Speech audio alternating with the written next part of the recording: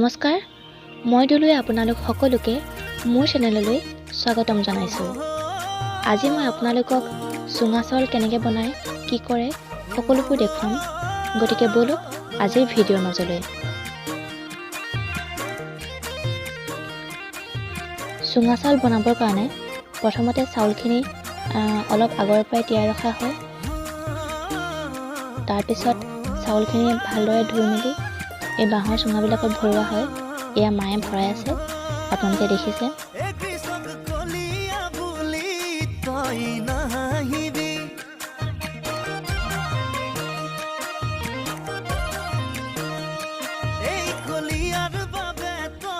ইয়াৰ পাছতে চুঙা দুটা চাউল ভৰাই ৰেডি কৰা হ'ল।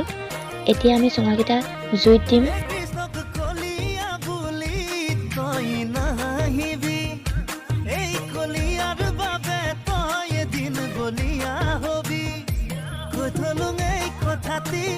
যেতিয়া তই বুজি পাবি ওই তেতিয়া জাননে বহু দেৰি হ'ব।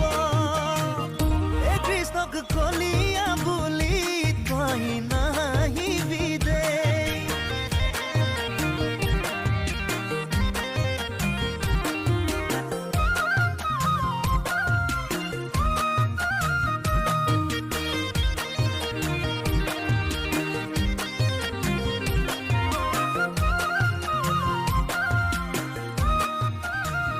চুঙা চাউলখিনি পাপাই চুঙাৰ পৰা এৰুৱাইছে। খুব আঠা হয়, সেয়ে এৰুৱাবলৈ বহুত কষ্ট হয়। এয়া চাওক আপোনালোকে, বহুত আঠা হয় চুঙা চাউলত। বুজিবি খেলি চালে বুকুখন মোৰ বুকুনে গাৰু এৰি থৈ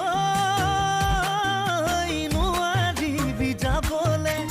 আতি আতি বান্ধিমে পিৰিতিৰে দুডালি সাগু থলুং এই কথাটি যেতিয়া তই বুজি পাবি তেতিয়া জাননে বহু দেৰি হ'ব। এই কৃষ্ণক কলিয়া বুলি তই নাহিবি দে।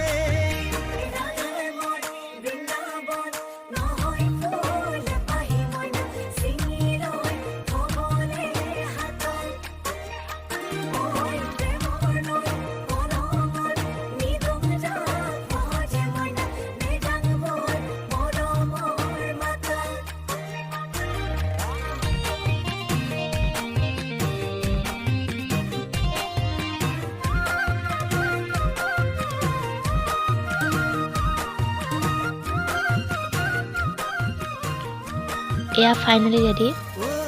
ইয়াত আছে চুঙা চাউল, ব্ৰইলাৰ মাংস, পিঁয়াজ আৰু জলকীয়া।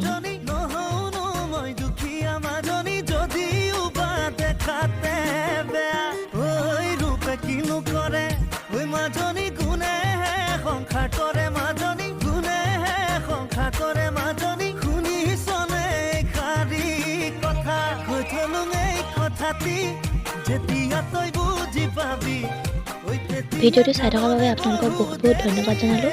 আৰু যদি ভিডিঅ'টো ভাল লাগে তেন্তে লাইক কৰিব, শ্বেয়াৰ কৰিব আৰু লগতে মোৰ চেনেলটো ছাবস্ক্ৰাইব কৰিবলৈ নাপাহৰিব। ধন্যবাদ।